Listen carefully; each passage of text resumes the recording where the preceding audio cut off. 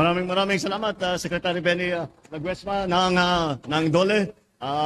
Please, magsiupo po tayo. Nakakatuwa po na makakita ko kayong lahat na nandito na nakapag-attend nitong aming ginagawa na tinatawag na job fair.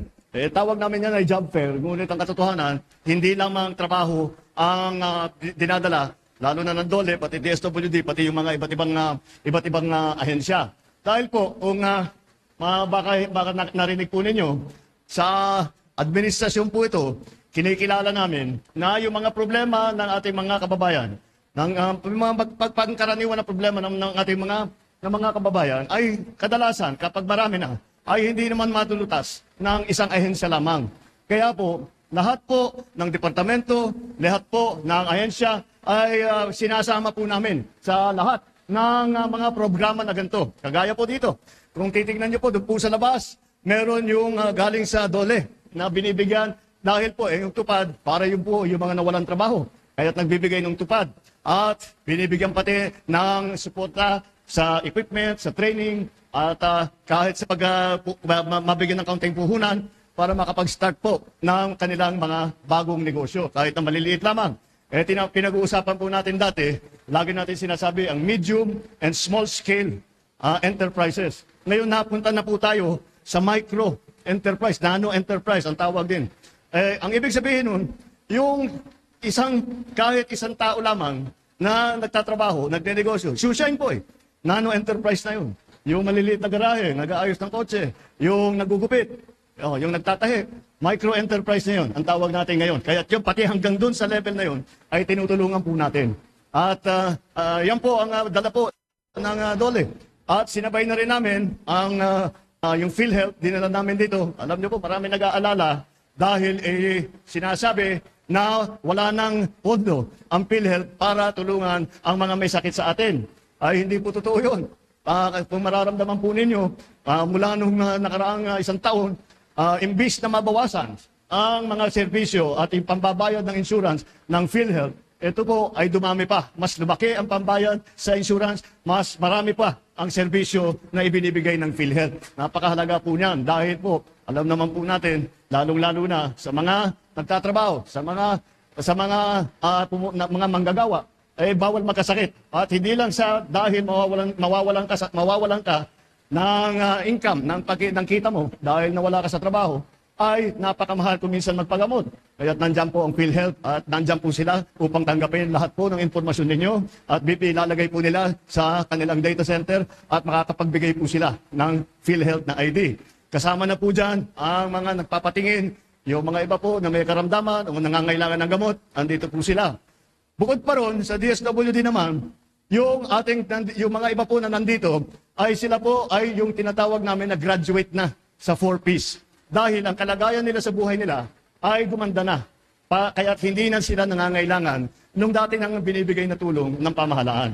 Kaya sila ay tawag nga namin ay graduate na. Pero pagka nag-graduate na sila, hindi ibig sabihin basta't pababayaan na lang po natin. Patuloy pa rin ang suporta ng DSWD sa 6 na buwan. Yung 6 na buwan, binibigyan sila ng assistance, kung minsan cash, kung minsan ibang klaseng assistance upang matiyak doon sa 6 na buwan na sila ay nakapag-graduate sa 4Ps, ay sila naman ay may kakayahan makapagsimula o ipagpatuloy ang kanilang bagong hanap buhay. Yan po, kaya nandito po silang lahat. At magpapasalamat po ako dito po sa Medical Mission, ay puro volunteer po yan. Mga pharmacist natin, mga nurse natin, mga doktor natin, puro volunteer po sila. At sila ay nagmamagandang loob na pumunta po rito upang tulungan ang ating mga kababayan. At magpapasalamat din ako sa mga employer. At dahil yung mga employer po ay kinausap namin na makapunta rito upang yung mga nag-a-apply sa iba't ibang klaseng trabaho ay mabigyan naman ng pagkakataon. At ngayon po, dito po, sa Antipolo, na nakita po natin, ilan na po?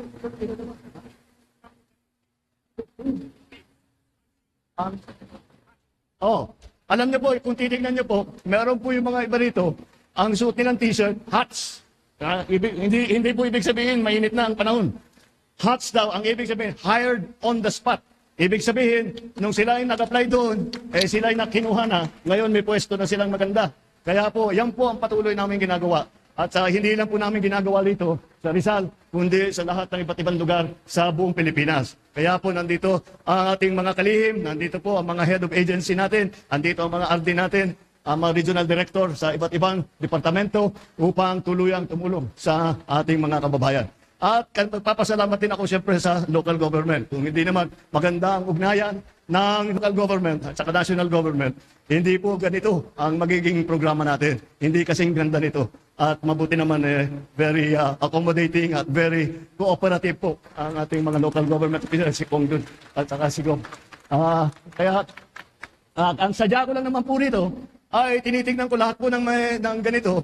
Yung iba po, hanggat maaari, ay pinupuntahan ko upang makita ko na maganda naman ang takbo. At mukha naman, dahil nakailan na tayong ganito, ay mukha naman alam na maganda na ang takbo ng sistema at nakikita natin yung mga nakakarating po dito ay kahit pa paano ay natutulungan ng ating pamahalaan na national government, natutulungan ng local government, natutulungan ng mga NGO, ng ating mga volunteer.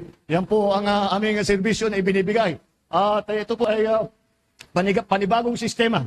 Dahil sa ating pagkikinig sa taong bayan kung ano ang pangangailangan ng pangkaraniwang mamamayang Pilipino. Dahil yun po ang aming sineserbisyo, yun po ang aming inaalala, yun po ang aming inaalagaan. Asahan po ninyo. Kahit ano pang mangyari, asahan po ninyo. Andito po kami, andito po kung meron po kayong pangangailangan, andyan ang mga national government agency, andyan ang ating mga local government, andyan po lahat, pati yung mga volunteer, magsabi lang po kayo. Basta't alam namin, basta't kaya namin maibigay sa inyo. Asahan nyo, bibigay namin sa inyo. Mabuti naman. Kaya naman ito, mabuti na lang ito yung ating mga kasama rito, napakasipag. At alam nyo po, itong ating mga department secretary, mga cabinet secretary, masasabi ko sa inyo na kahit anong oras ko pong tawagan, sinasagot ang tawag ko kahit alas 10:30 ng umaga. Kaya pare-pareho na kami hindi natutulog. Hindi bale, basta't maservisyohan kayo ng mabuti. Nandito po kami. Asahan po ninyo. Maraming salamat po. Mabuhay po kayo.